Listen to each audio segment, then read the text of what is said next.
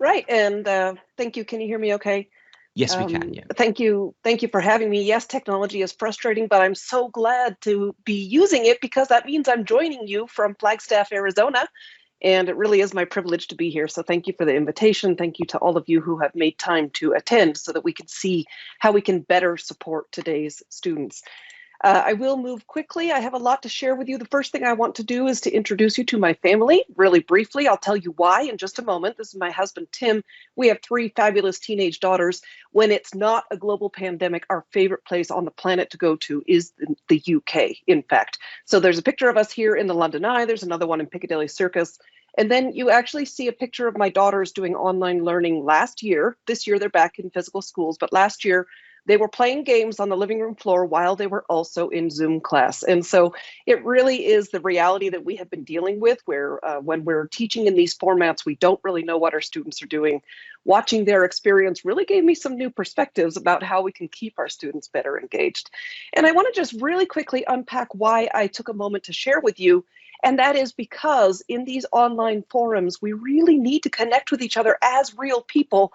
And so one of my points that I'll make in a few minutes is about being intentional about creating social connections. And that is why I took a moment to introduce you to my family so that you can see who I am when I'm not in my Teams box. I also think it's really important to recognize the challenges that we face in these online discussion forums. They can be stilted, they can be awkward. Students may not want to post in them. We may not see the value of them. However, they really can be a good environment to allow students to interact with and explore class topics and materials in more depth. And we know from learning science that talking about our learning helps us to process that learning better. And so whether that talking is in an asynchronous discussion forum in text or in video or audio form, or whether it's something that we would do perhaps when we're together in a room, discussion really is useful. I would also argue that we don't know enough about how to do good online discussions yet. Many of us have been teaching in physical classrooms for years. We know how to facilitate good learning conversations. This might be a relatively new skill set that we are developing. And so I would encourage us to kind of stay with it. And I have lots of practical ideas today that will help us to improve. But really, again, research does show, here's my representative student and faculty member, research does show that students really do learn more effectively in online spaces with the use of online discussion forums. And from the faculty perspective, the online asynchronous discussion forum, that's where I do my teaching. It's not necessarily about my pre-recorded lecture videos or the readings that I assign. It is, in fact, the back and forth that we can have with students. It's about calling out great contributions and asking students additional questions. Can you go further with that? That is where I do my teaching. So I'm a big fan of interacting in the forums with students. Other folks maybe would argue that we need to stay out. That's just where students can be. I'm not in that school of thought. That's where I interact with students to guide and facilitate their learning. We know that in these spaces, it's important to foster these connections and community that can more naturally develop in person. But the question is, how do we do this? How do we foster these kinds of really engaged conversations? Well, I'm not going to go into detail on this today, but I do want to let you know that my recommendations are based on the Community of Inquiry framework, originally proposed in 2000 and expanded on in 2012. And this is just an image about the ingredients that we need for good online teaching and learning in general. And you notice here the teaching presence, the social presence. These are things that we really kind of need to develop in order to foster the cognitive presence or the thinking, the thought work that happens in our spaces. So I'm going to jump right in. I have lots of strategies and hopefully we'll have time for a question or two, but if not, I'll watch the chat box when I'm done here. First of all, I'm going to recommend that you bring your passion to create the atmosphere in your online discussion forums. If you don't like them, your students will pick up on that. But if we see this as a learning opportunity, we can actually infuse our own energy and enthusiasm. Also, our frequent posting. I'm not saying we have to post all the time. In fact, we shouldn't. But our strategic, intentional posting with regularity so that the students see us there, that can actually truly energize and stimulate an invigorating conversation. As I mentioned earlier, I think it's so important to be intentional about how we connect with students and help them to connect with each other. because quite frankly, this is a weird space. It's ugly. I don't like discussion forums, but they are kind of really quite useful. But let's acknowledge that making those personal connections really help to foster those engaged learning conversations. One of my favorite new activities, I heard about it from somebody else recently, and I'm trying it right now in the class I'm teaching, is to ask students to go through their camera roll on their phone. Don't take a new photo, but find a photo that's in your library, post it in the discussion forum, and tell us why that photo is significant or important to you. It's so easy. My students are doing this right now, and I'm able to find a connection with each and every one of them. Really fascinating and easy and interesting activity. I'm a big fan of designing for emotion too. That's a whole nother topic for another day. But for this particular purpose, I'd like to invite us to think about knowledge emotions.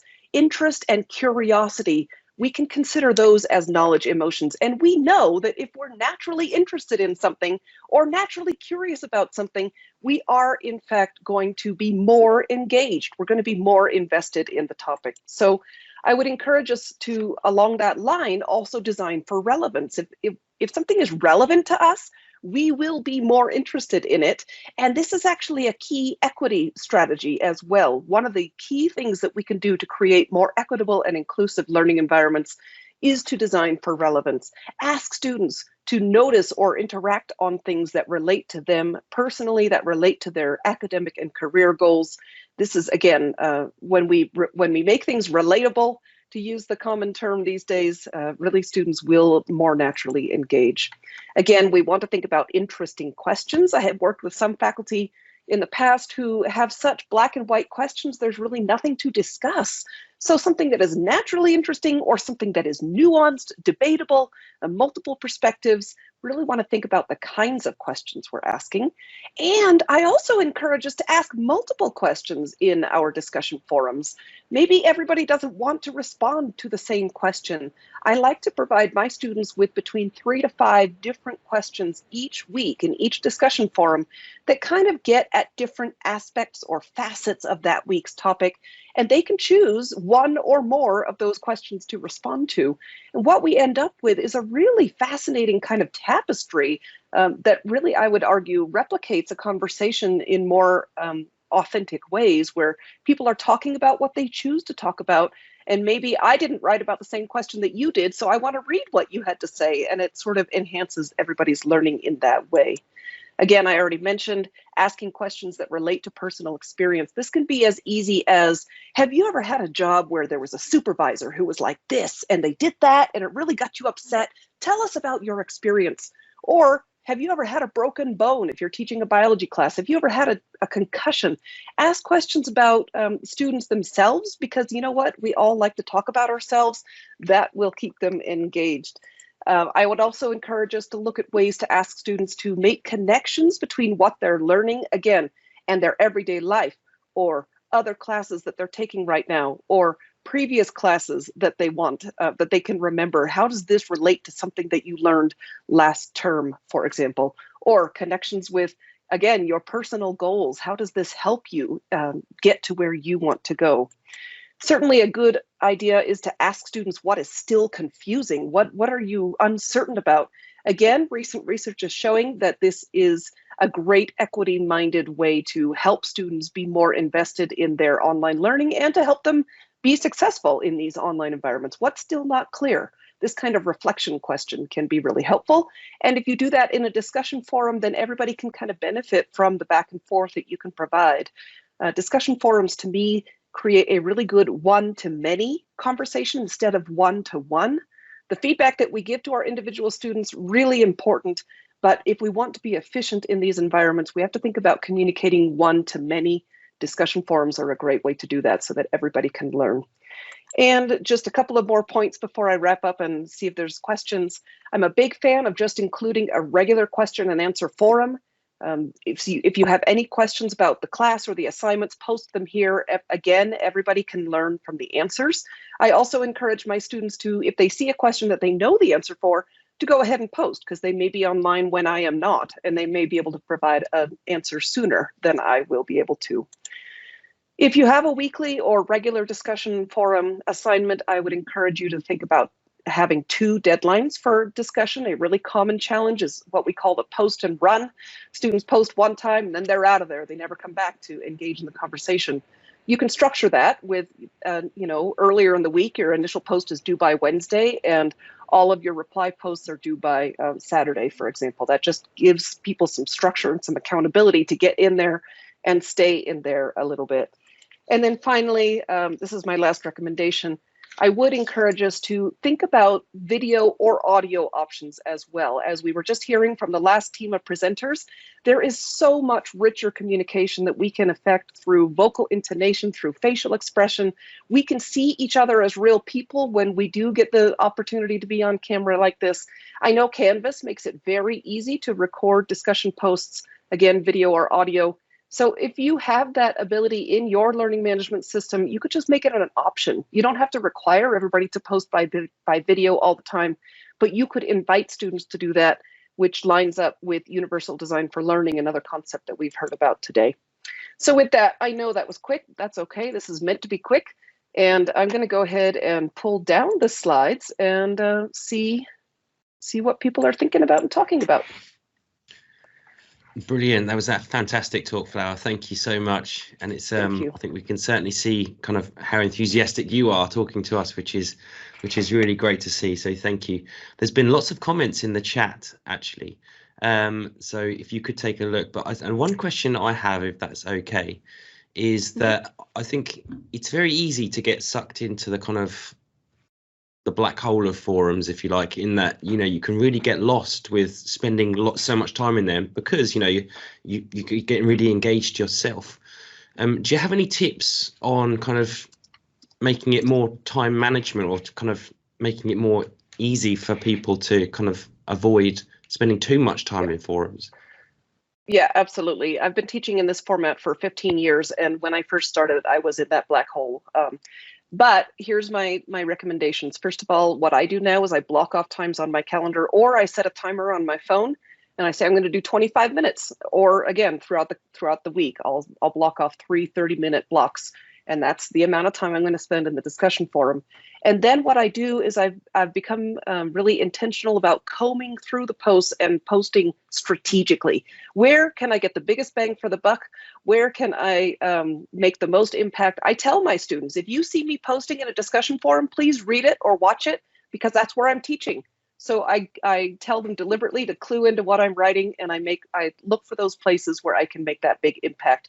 I also have become very quick, and you could tell I'm kind of a quick moving kind of a person, but I've become very quick at just posting, yeah, that's a really great point, because as an earlier presenter said, even that quick little affirmation goes a long way to kind of encouraging folks and to motivating them to keep posting in the discussion as well. I think we have time for one more question, if that's okay. And it's from Mary Jacob, one of our previous speakers. And she said, do you mark the forums for participation? I do. And what I do is all or nothing. I use a system called specifications grading. You can Google that, specifications grading. Linda Nilsson is the originator of this concept. And it's basically, I tell you what I'm expecting you to do. Here's the specifications. If you meet those specs, you get full points. If you don't, you get 0. Now, I also give them an oops token, so that if they get a 0 one time, this happens to my students, they get that first 0 and they're like, oh, she meant it. And then they really step it up and they post up to specs. But I firmly believe, and others have different opinions, that students are very driven and motivated by points and by grades, and that if we want them to do a thing, I believe we need to give them points. So I do, but because I do it on an all or nothing basis, it doesn't take very long to grade. I use a rubric in Canvas to do that. Brilliant, thank you. I love the oops token as well. That's a great one. It's important for equity, but it does get their attention when they get that first 0. Oh, she meant it. Yeah, absolutely. Yeah. I think we are kind of now fast running out of time. So thank you so much, Flower. I know it's very early where you are. If you could take a look in the chat as well, it would be fantastic. But yeah, we're so pleased to have you on. So thank you.